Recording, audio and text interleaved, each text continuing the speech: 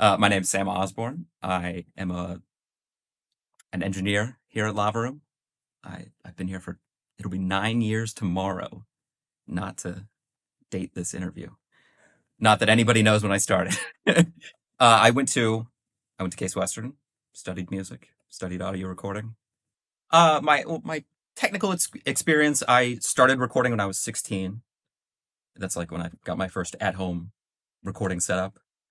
Uh, got that, played in a band, recorded some back then, and quickly realized that I very much liked being on the back side of the music industry rather than being on stage. And it's amazing that I certainly had more.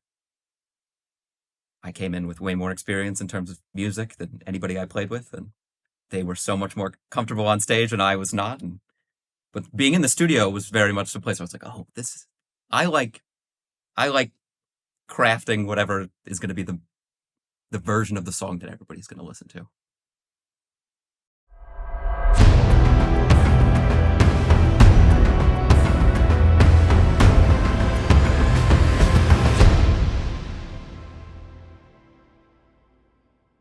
I do a little bit of production and engineering both.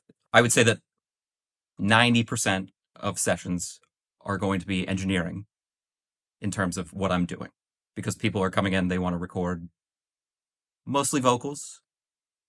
And so that's going to be a big part of it.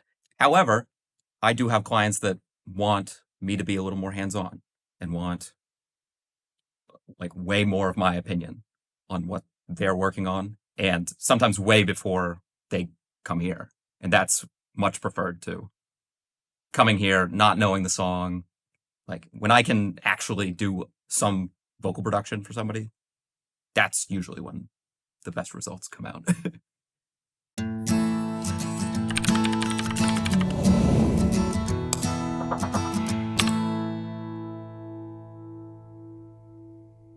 What an engineer does is the technical side of things. When I'm here to be the engineer, I'm more a facilitator of somebody else's ideas. If they come in with a song that I haven't heard before, as I just said, then that's what is really going to be how the time's going to be used. Is for technical reasons. Is for tracking vocals, making sure that I'm getting clean signal, clean levels, and then on the mix end of things. In terms of production, that usually starts much earlier. That's going to be before we're sitting in a studio.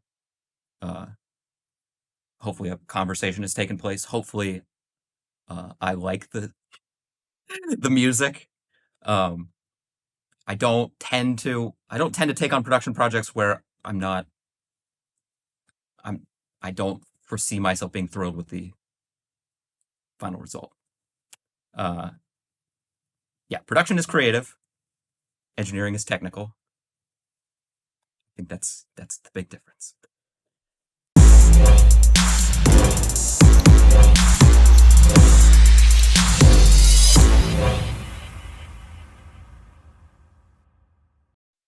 I guess that would be 8 years-ish.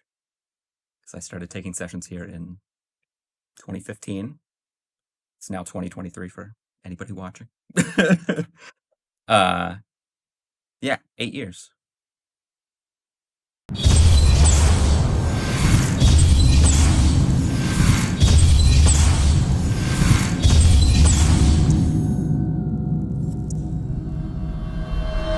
My preferred style of music is certainly pop music. Anything vocal heavy, vocal focused.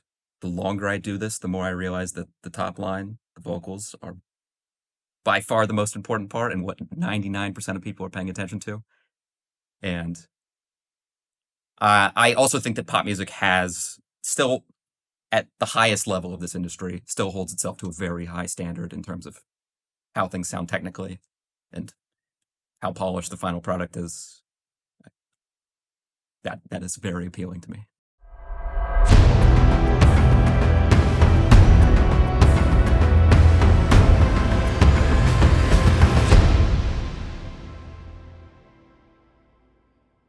I like that in the best case scenario, this job doesn't feel like work.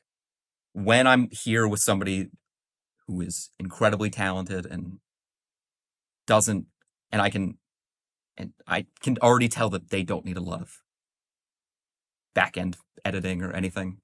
That is when I sit there and I go, this is awesome. This is awesome because you can already see, you can already hear the final product well before it's like even 50% done. You go, this, like, as soon as you can start hearing the end result, I go, oh, this is why I do this. This is like, I'll have something fun to listen to.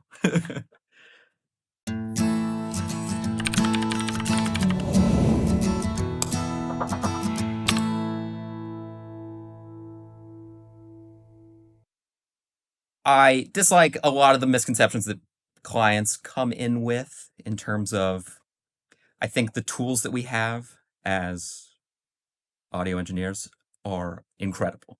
And I think they're getting better and better every year. But I think that the tools that we have create a sort of sense that it, it's made people believe that like anybody can do this because you can take there's the assumption that you can take any recorded source and turn it into a final finished product. And that just isn't the case. Because that doesn't, I can tune your vocals, but I can't like fix a vocal tone. I can't fix bad lyrics. I can't fix I can't fix a bad melody without seriously stepping into the creative process. So I think my least favorite part of this is the fact that the tools have made it so easy that people think that, how do I want to say this? The tools that we have as audio engineers have maybe lowered the barrier for entry into music a little too low.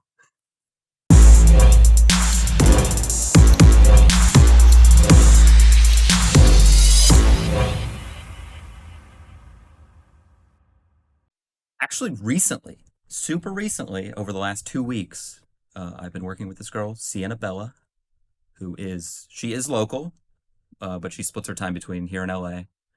Um, just a great voice, just an awesome voice, somebody who can come in and knock it like a demo out in 30 minutes, and it sounds great. It sounds great. It gives us a good rough draft of an idea, and I'm kind of I'm very happy that I'm finding people like this, and yeah. So I would say more and more recently, I would say are where all of my best clients have happened. My clients are always improving. Anybody can go back to their first year here and pick out 90% of the clients that were just not very good. Maybe not good, but unprepared. Certainly the longer you do this, you find a way to work. The longer you do this, I find that the slower you have to work.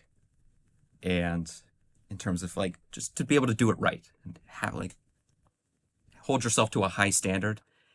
And in doing that, you'll lose some clients who don't want to do it the right way. But with time, you have to be okay with that. You have to be okay with people being like, he doesn't mix quickly enough because they want mixes in 30 minutes. And I'm like, that's not the standard I hold myself to. And so if somebody doesn't want to work with me for that reason, you kind of have to be okay with it.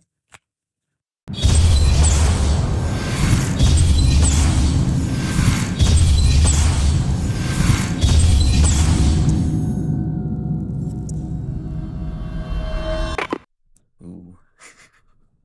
I feel like I don't have many hobbies. I feel like I leave here, I go hang out with my cats. I do leave here and I go work on music at home a lot. I should probably get non-musical hobbies at some point. I don't know. Yeah, I don't really have This is making me seriously question my own usage of my time.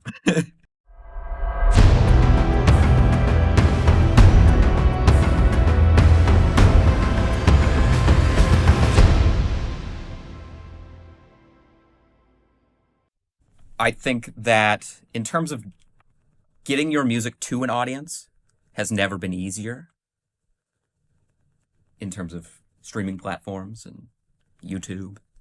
Uh, Again, that you have to do the marketing yourself in terms of that, but the tools at least exist to get your music in front of an audience.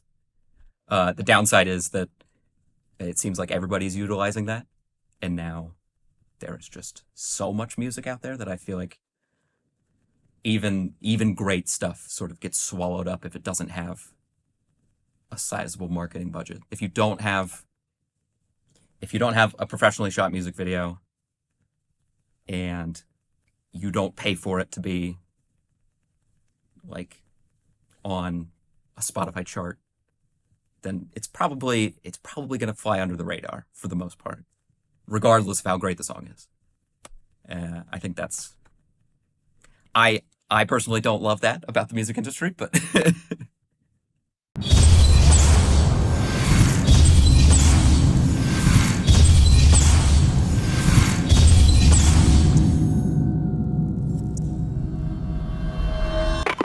I can help artists stay relevant because I think that I am constantly searching for new music for my own personal listening, and so I feel like I'm very aware of what is popular at the moment, what trends are. I do think that my overall, I don't know if I could give you like I don't know if I could give an artist very quickly the correct thing to do, but I know immediately if somebody does something and it's the wrong thing. I think that's a really strong suit of mine is if somebody does something vocally that's just or lyrically that is just doesn't really benefit the song, I will tell them very quickly. And just being honest with people in terms of my opinions on things. I think too many engineers hold back their opinions and they go, I don't want to step on anybody's toes. But at a certain point, when you've been working with like a client for 3 years, like you have to develop that side of the relationship to be able to stop them mid take and be like, I don't like clear your voice, take a sip of water, something's wrong, and then continue on from there.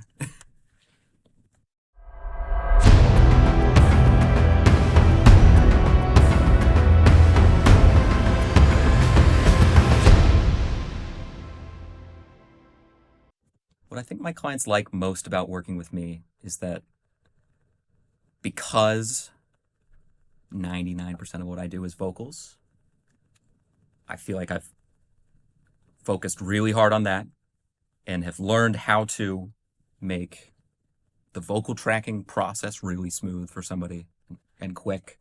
And I want somebody when they're recording to have immediate feedback in their ears, whether or not it's sounding good, sounding bad, and sort of sending somebody into their headphones the whole picture of what I'm hearing in kind of in a nice cohesive way. And I do feel like most vocalists benefit from that being like, okay, cool. I sound good. I sound good. And now I have confidence that every take I'm going to do from here on is going to turn out okay.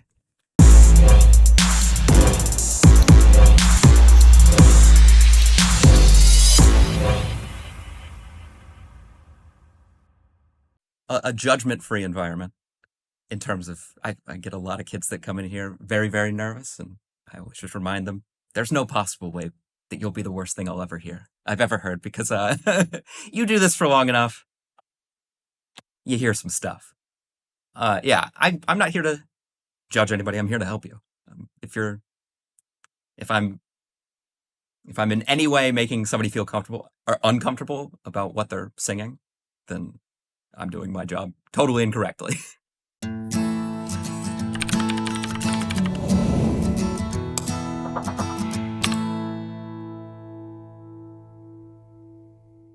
when you're trying to mix, but you have a room full of people behind you talking at full volume and don't understand that mixing is critical listening and that anything else going on in that room, any other sound, is just a distraction. That's maybe the biggest frustration. Um, there's plenty of times where I will pause a mix and I'll just turn around and be like, "How's it going, guys?" And most people get the point pretty quickly that they're doing something distracting.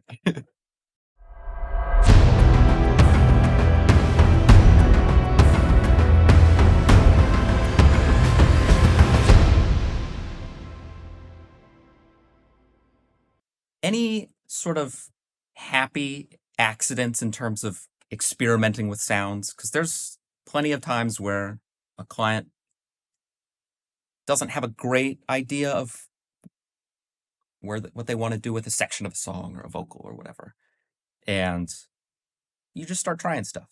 And occasionally you'll come up with something that you're like, I didn't think that was going to sound like that. But this totally fits this. And maybe might drastically change huge sections of the song where you go, we need to implement this in a way bigger way than what we were initially expecting. I think that those little just moments of discovery are pretty great.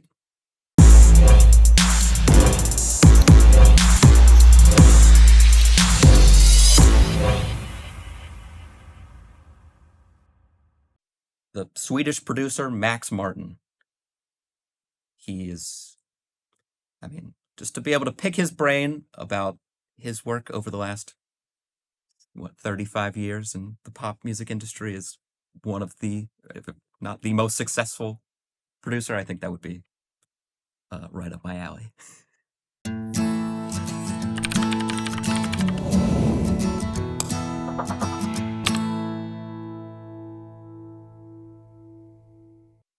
I am satisfied with my work when I'm able to put it on in the car, at home, have it on in the background, and it can just be music. It can just be more music that I'm listening to. That's when I feel like I'm satisfied with something, because then at that point nothing stands out as wrong or as something that I need to go back and tweak. As soon as something can just be playing in the background and I can just enjoy it as music, I feel like that's when I reach a level of satisfaction with the work I do. Is that frequent? Sometimes. It's not every song's like that. There's lots of songs that I would like to have more time with and pick apart and tweak. What is the saying that music is never finished, it's just released. Yeah.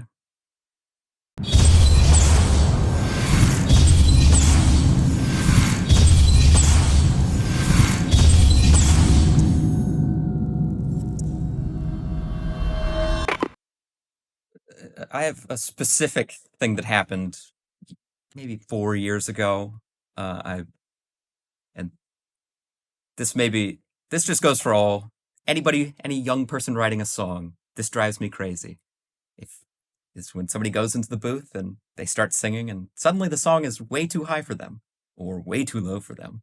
And I'm sitting there going, you wrote this song. Why is it not in your range? And they go, well, it sounded good in my head. And I'm like, that stuff like that drives me insane. The fact that somebody went to a professional studio without ever having sung their song in full voice and expect it to sound perfect going into a highly detailed microphone, that drives me crazy.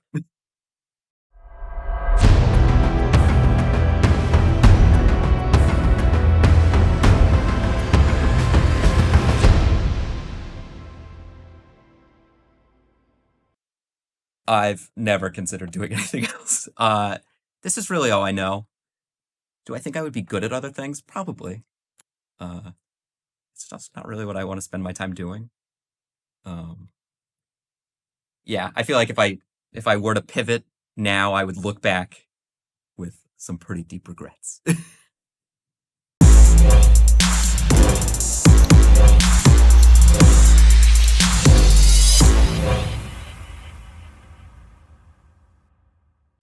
think it was what I said earlier in terms of being in a band young and working with somebody.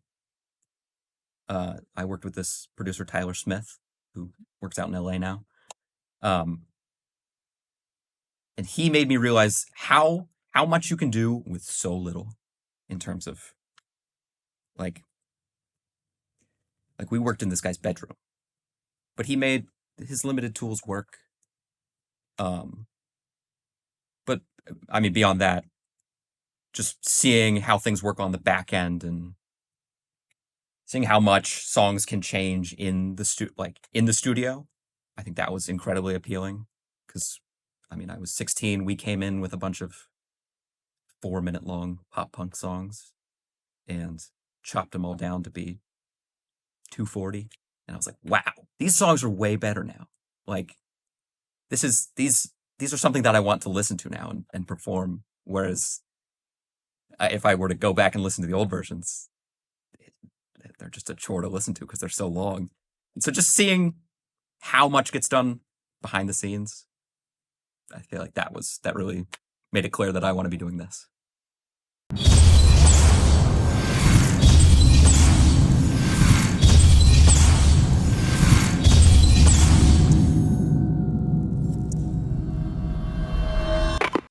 Hopefully doing a lot more production. Hopefully doing a lot more. In 10 years, I would like to be brought into the creative process much earlier than I am now with 100% consistency. At a certain point, I don't want to enter a session without having heard the song in advance or just sort of knowing what we're working on. I do have a lot of sessions where that's not the case, where I don't know what's going to be worked on, and I have to come up with creative ideas on the fly. I would very much prefer if, when I enter a studio, I have a pretty good idea of what's going to be happening.